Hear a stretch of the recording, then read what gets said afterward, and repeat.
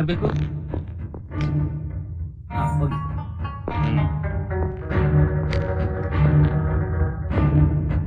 अस्सलाम वालेकुम भैया।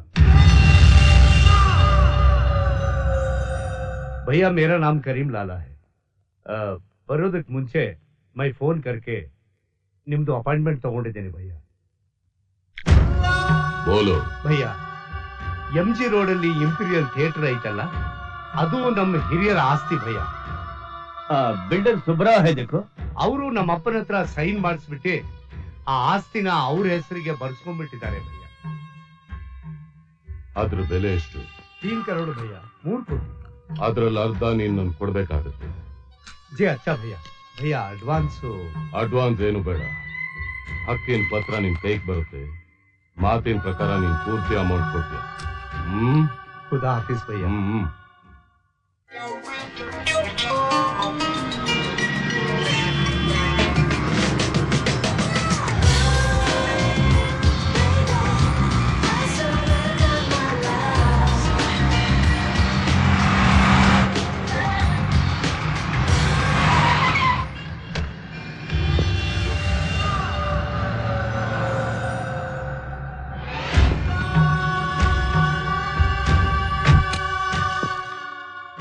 ಯಾರು ಬೇಕು ಸರ್?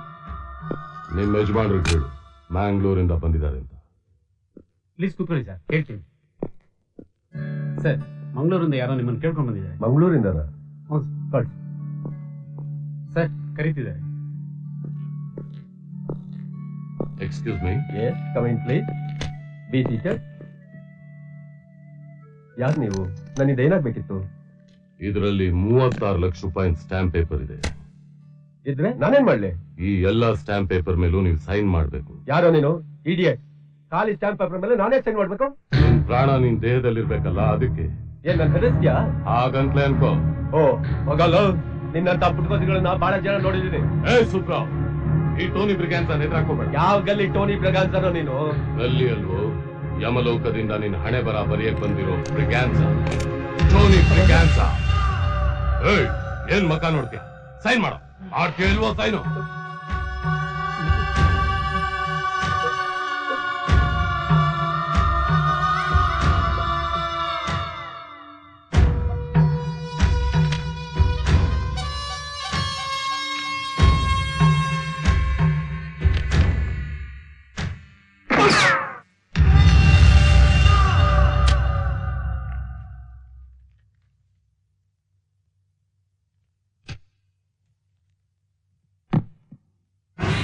ಅದ್ರಲ್ಲಿರೋ ಎಲ್ಲಾ ಸ್ಟಾಂಪ್ ಪೇಪರ್ಗೂ ಸೈನ್ ಮಾಡಿದ್ದಾನೆ। बहुत बहुत शुक्रिया भैया। ಇದರಲ್ಲಿ 1000 का ನೋಟ್ 1 ಕೋಟಿ ಇದೆ, 50 लाख ಡಿಡಿ ಇದೆ। Very good.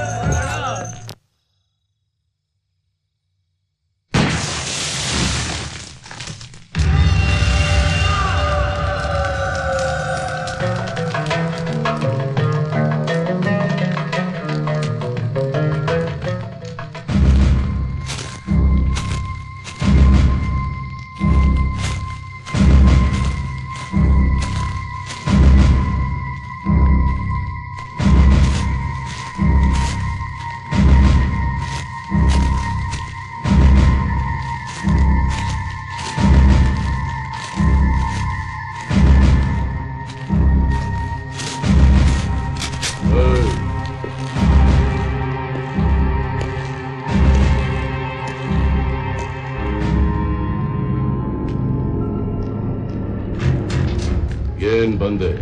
ಅಣ್ಣ, ಒಂದು ಗುಡ್ ನ್ಯೂಸ್. ಏನು? ನಿನ್ನೆ ತಮಿಳ್ ಸೆಲ್ವಂನ ಚೆನ್ನೈ ಜೈಲಿಂದ ಕರ್ನಾಟಕ ಕೋರ್ಟ್ಗೆ ವಿಚಾರಣೆ ಕರ್ಕೊಂಡು ಬಂದಿದ್ದಾರೆ. ನೀವು ಸಿಂಗಂ ಜೊತೆ ಮಾಡ್ಕೊಂಡಿರೋ ಅಗ್ರಿಮೆಂಟ್ ನ ಫುಲ್ಫಿಲ್ ಮಾಡಬಹುದು. ಸೆಕ್ಯೂರಿಟಿ ತುಂಬಾ ಟೈಟ್ ಆಗಿದೆ. ಪಕ್ಷಕ್ಕೆ ಭಾರಿ ಬಹುಮತದ ಜಯವನ್ನು ತಂದುಕೊಟ್ಟ ಶ್ರೀ ರಾಮಚಂದ್ರಯ್ಯನವರನ್ನೇ ಹೈಕಮಾಂಡ್ ಮತ್ತೆ ಮುಖ್ಯಮಂತ್ರಿ ಸ್ಥಾನಕ್ಕೆ ಆಯ್ಕೆ ಮಾಡುವ ಸಾಧ್ಯತೆ ಇದೆ. ನೂತನವಾಗಿ ರಚಿಸಲಾಗುವ ಸಚಿವ ಸಂಪುಟದಲ್ಲಿ ಈ ಬಾರಿ ಉಪಮುಖ್ಯಮಂತ್ರಿ ಸ್ಥಾನವನ್ನು ರದ್ದುಗೊಳಿಸಲಾಗಿದೆ. ಮುಖ್ಯಮಂತ್ರಿ ಆಗತ್ತೇನಲ್ಲೋ ಇವರು ಸ್ವಾತಂತ್ರ್ಯ ಹೋರಾಟಗಾರರು. ಅಲ್ಲ ಕಣಣ್ಣ, ಇವರ ತಂದೆ ನಿಮ್ಮ ಕ್ಷೇತ್ರದಿಂದ ಸತತವಾಗಿ 5 ಸಲ ಭಾರಿ ಬಹುಮತದಿಂದ MLA ಆರಿಸಿಕೊಂಡಿದ್ದೀರಾ. ಏನ್ ನಿಮ್ ಸರ್ವಿಸು? ಹೋದ್ ಸಲ ಉಪಮುಖ್ಯಮಂತ್ರಿಗಾದ್ರೂ ಇದ್ರಿ, ಈಗ ಅದೂ ಇಲ್ಲ ಅಂದ್ರೆ ಹೆಂಗೆ? ನೀವು ಮುಖ್ಯಮಂತ್ರಿ ಆಗೋದ್ ಯಾವಾಗ? ನಾನು ಗೃಹ ಮಂತ್ರಿ ಆಗೋದ್ ಯಾವಾಗ? ಓ ನೀನು ಅಲ್ಲೇ ಇದೀಯನ ಮನೆಗೆ ಅದೇ ಗತಿ ನಿಮ್ಗೆ. ಕೋಪ ಮಾಡ್ಕೊಬೇಡ ಕಣಣ್ಣ. ಈ ರಾಮಚಂದ್ರ ಕೊಟ್ಟಕ್ಕನ್ನೋ ಹಂಗೆ ಐಡಿಯಾ ನನ್ ತವೈತೆ. ಈಗ ಕೊಳ್ಳೆಗಾಲ ಕಡೆಗೋ ಈ ಕೇರಳ ಕಡೆಗೆ ಹೋಗ್ಬಿಟ್ಟು ಕೈ ಲಕ್ವಾ ಹೊಡಿಯಂಗೆ, ಕಾಲು ಸೇದೋದಂಗೆ ಮಾಟ ಮಾತ್ರ ಮಾಡ್ಸ್ಕೊಂಡ್ ಬಂದ್ಬಿಟ್ರೆ ಅವ್ರು ಬಟ್ಟೆ ಕಂಡು ಬಿಡ್ತಾರೆ. ಮುಂದಿನ CM ನೀವೇ. ಏನಾರ ಆಗದಿದ್ರೆ ಹೇಳಲಿ, ಹಂಗ್ಯಾಕ್ ನಾ ಹೆಂಗ್ ಹೋಯ್ಕಂತೀನಿ ನೀನ? ಅಯ್ಯ ಏನೋ ನಮ್ಮವ್ರು ಒಳ್ಳೇದಾಗ್ಲಿ ಅಂತ ಹಂಗ ಹೇಳ್ದೆ. ಕೇಳಿರೋದು ನಿಮ್ ಕರ್ಮ. ತೊತ್ತನಿ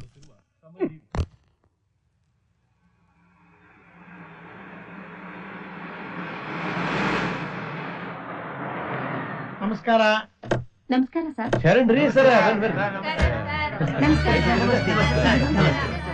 ನಮಸ್ತೆ.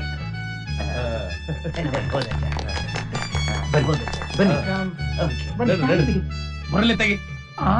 ಹೈಕಮಾಂಡ್ ಬರ್ತಾವ್ರೆ. ನಮಸ್ತೆ. ನಮಸ್ಕಾರ ಸರ್. ನಮಸ್ತೆ. ಹಾ, please come. Take your seat sir.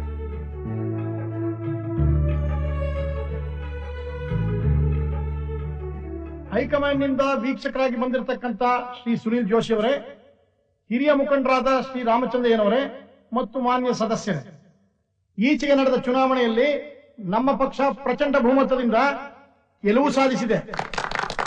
ಜನತೆ ಆಡಳಿತದ ಚುಕ್ಕಾಣಿಯನ್ನು ಯಾವುದೇ ಸಂದೇಹ ಸಂಶಯಕ್ಕೆ ಆಸ್ಪದವಿಲ್ಲದಂತೆ ವಿಶ್ವಾಸದಿಂದ ನಮಗೆ ನೀಡಿದ್ದಾರೆ. ಜನತೆಯ ಆಶೋತ್ತರಗಳಿಗೆ ಸ್ಪಂದಿಸಿ ನಾವೆಲ್ಲ ಕೆಲಸ ಮಾಡಬೇಕಾಗಿದೆ. ಇಂದಿನ ಸಭೆಯಲ್ಲಿ ನಾಯಕರ ಆಯ್ಕೆ ನಡೆಯಲಿದೆ.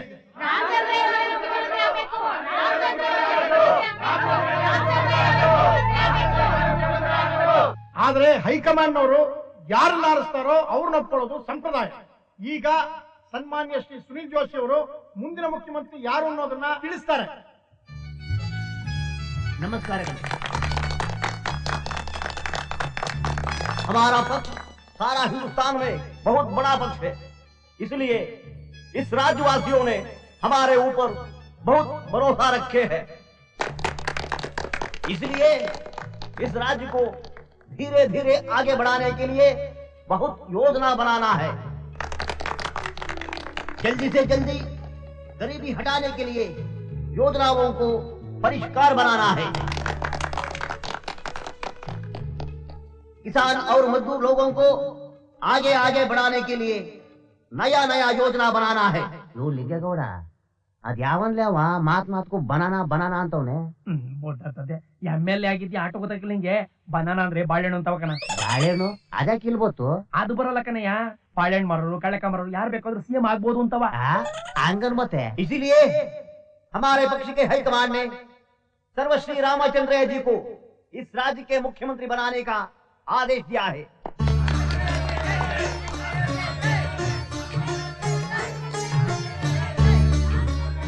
ಹೈಕಮಾಂಡ್ ಇವನು ಅವನು ಸೆನ್ಸಾರ್ ಆಫೀಸ್ ಅವರು ಕಟ್ ಮಾಡ್ಬಿಡ್ತಾರೆ. ಅಣ್ಣ ತಮ್ಮಂದಿರೇ, ಅಕ್ಕ ತಂಗಿಯರೇ, ಈ ಸಲನಾದ್ರೂ ಹೈಕಮಾಂಡು ಬೇರೆ ಯಾರನ್ನಾದ್ರೂ ಮುಖ್ಯಮಂತ್ರಿ ಮಾಡ್ತಾರೆ ಅಂತ ಅನ್ಕೊಂಡಿದ್ದೆ. ಯಾಕೆಂದ್ರೆ ಸೆಕೆಂಡ್ ಲೈನ್ ಲೀಡರ್ಶಿಪ್ ಬೆಳಿಬೇಕು, ಯುವಕರು ಮುಂದೆ ಬರಬೇಕು ಅನ್ನೋನು ನಾನು. ಇದೊಂದು ನಮೂನಿ ಹೊಸ ನಾಟಕ. ನಿಂಗೆ ಹಿಡಿದು ಬಿಡುಕ ಪಾತ್ರಸ ಬಿಟ್ಟಂಗೆ ಮಾತಾಡ್ತಾರ ಮಗ. ಇದನ್ನೇ ನೀವು ಕಲೀರಿ ಎಂದಿದ್ದು. ಹೈಕಮಾಂಡು ನನ್ನ ಮೇಲೆ ನಂಬಿಕೆ ಇಟ್ಟು ಈ ಆದೇಶ ಹೊರಡಿಸಿದೆ. ಇದಕ್ಕಾಗಿ ನಾನು ಆಭಾರಿಯಾಗಿದ್ದೇನೆ. ಪಕ್ಷದ ಒಬ್ಬ ನಿಷ್ಠಾವಂತ ಕಾರ್ಯಕರ್ತನಾಗಿ ಹೈಕಮಾಂಡು ನನ್ನ ಮೇಲೆ ಹೊರಿಸಿರುವ ಈ ಜವಾಬ್ದಾರಿನ ನಾನು ನಿರ್ವಹಿಸುತ್ತೇನೆ. ನಾನು ಪ್ರಮಾಣ ವಚನ ಸ್ವೀಕಾರ ಮಾಡೋಕ್ ಮುಂಚೆ 5 ಜನ ಕ್ಯಾಬಿನೆಟ್ ಮಂತ್ರಿಗಳನ್ನ ನೇಮಕ ಮಾಡೋಕೆ ಇಷ್ಟಪಡ್ತೇನೆ. ನಮ್ಮ ಪಕ್ಷದಿಂದ ಬಾಬುರಾವ್ ಪಾಟೀಲ್ ರವರು ನನ್ನ ಮಂತ್ರಿಮಂಡಲದಲ್ಲಿ 3ನೇ ಸಲ ಮಂತ್ರಿ ಆಗ್ತಾ ಇದ್ದಾರೆ. ಇವರು ತುಂಬಾ ಪ್ರತಿಭಾಶಾಲಿಗಳು. ಅವರು ತಮಗೆ ಬೇಕಾದ ಖಾತೆಯನ್ನು ಆರಿಸಿಕೊಳ್ಳೋಕೆ ಸ್ವತಂತ್ರರು. ಇದು ಬೇರೆ ತ್ಯಾಗದ ಮಾತಾಡ್ತಾರ ಮಗ. ಹೈಕಮಾಂಡ್ ಮುಂದೆ ಪಾಪ ಮಾಡ್ಕೋಬೇಡ್ರಿ, ಹೇಳ್ರಿ. ನಾಯಕರೇ, ನೀವು ನನ್ನ ಮೇಲೆ ಇಟ್ಟಿರೋ ಪ್ರೀತಿ ವಿಶ್ವಾಸಕ್ಕೆ ನಾನ್ ತುಂಬಾ ಆಭಾರಿ ಆಗೇನ್ರಿ. ನೀವ್ ಯಾವ್ದಾ ಖಾತೆ ಕೊಟ್ರು ನಾನ್ ಅದನ್ನ ಪಾಲಿಗೆ ಬಂದದ್ದು ಪಂಚಾಮೃತ ಅಂತ ತಿಳ್ಕೊತೀನಿ ಸಾಹೇಬ್ರ. ಸರಿ, ಹಾಗಾದ್ರೆ ನಿಮಗೆ ಗೃಹ ಖಾತೆ ವಹಿಸ್ತಾ ಇದ್ದೀನಿ.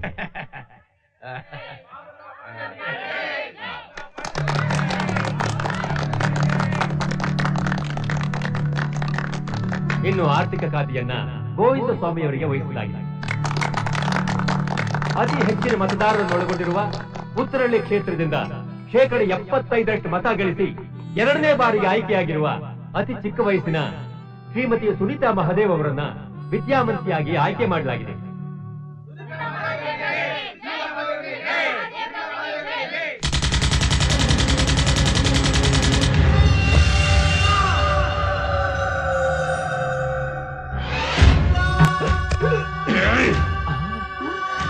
ಅಯ್ಯೋ ಪಾಪ, ಪಾಪ ಅಂತೆ ಪಾಪ. ಅವ್ನ್ ಘಟಕನ ಮುಂದೆ ಯಾರಾದ್ರೂ ಜಾಗ ಬಿಟ್ಟು ಕದ್ಲಿದ್ರೆ, ಕಿಲಾಡಿತನ ತೋರ್ಸಕ್ ಪ್ರಯತ್ನ ಪಟ್ರೆ, I am going to shoot your chief minister.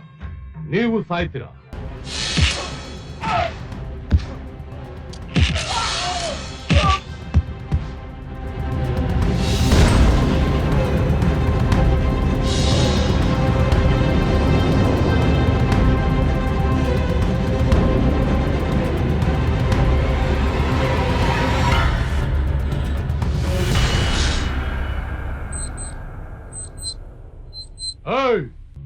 ಎಲ್ರೂ ಸರಿಯಾಗಿ ಕೇಳಿಸ್ಕೊಳ್ಳಿ. ನಾನು ಇಡೀ ಬಿಲ್ಡಿಂಗ್ ನ ಹೈಜಾಕ್ ಮಾಡಿದ್ದೀನಿ. ಬಿಲ್ಡಿಂಗ್ 4 ಕಡೆ ಬಾಂಬ್ ಫಿಕ್ಸ್ ಮಾಡ್ತಿದ್ದೀನಿ. ಅದ್ರ ರಿಮೋಟ್ ಕಂಟ್ರೋಲ್ ನನ್ನ ಕೈಲಿದೆ. ಈಗ ನಾನು ಹೇಳ್ದಾಗ ನೀವೆಲ್ಲರೂ ಕೇಳದೆ ಹೋದ್ರೆ ಇಡೀ ಬಿಲ್ಡಿಂಗ್ ನ ಬ್ಲಾಸ್ಟ್ ಮಾಡ್ತೀನಿ. We are dedicated. We are not bothered about our lives. ಯಾರು ನೀನು? ಇಡೀ ದೇಶದಲ್ಲಿರೋ ಎಲ್ಲಾ ಸ್ಟೇಟ್ ಪೊಲೀಸ್ನವ್ರಿಗೂ ಬೇಕಾಗಿರುವಂತ ಒಬ್ಬ ಪರ್ಸನ್, ಬ್ರಿಗ್ಯಾನ್ಸಾ, ಟೋನಿ ಬ್ರಿಗ್ಯಾನ್ಸಾ. ಈಗ ನಿಮ್ಗೆ ಏನಾಗಬೇಕಾಗಿದೆ? That is a good question. Central ಜೈಲ್ನಲ್ಲಿರೋ ತಮಿಳ್ ಸೆಲ್ವಂ ಬಿಡುಗಡೆ ಆಗ್ಬೇಕು. ಇಂಪಾಸಿಬಲ್. ಅವನ ಮೇಲೆ 100 ಕ್ರಿಮಿನಲ್ ಕೇಸ್ಗಳಿವೆ. ಅವನಿಗೆ ಅಂಡರ್ ವರ್ಲ್ಡ್ ಕನೆಕ್ಷನ್ಸ್ ಇದೆ. ಅವನೊಬ್ಬ ದೇಶ ದ್ರೋಹಿ, ನಟೋರಿಯಸ್ ಕಿಲ್ಲರ್. ಅದಕ್ಕೆ ಅವನು ಬಿಡುಗಡೆ ಆಗ್ಬೇಕು. ಅಷ್ಟೇ ಅಲ್ಲ, $1 ಕೋಟಿ ಅಮೆರಿಕನ್ ಡಾಲರ್ಸ್ ಕೊಡ್ಬೇಕು. ನನ್ನ ಪ್ರಾಣ ಹೋದ್ರೂ ಸಾಧ್ಯ ಇಲ್ಲ.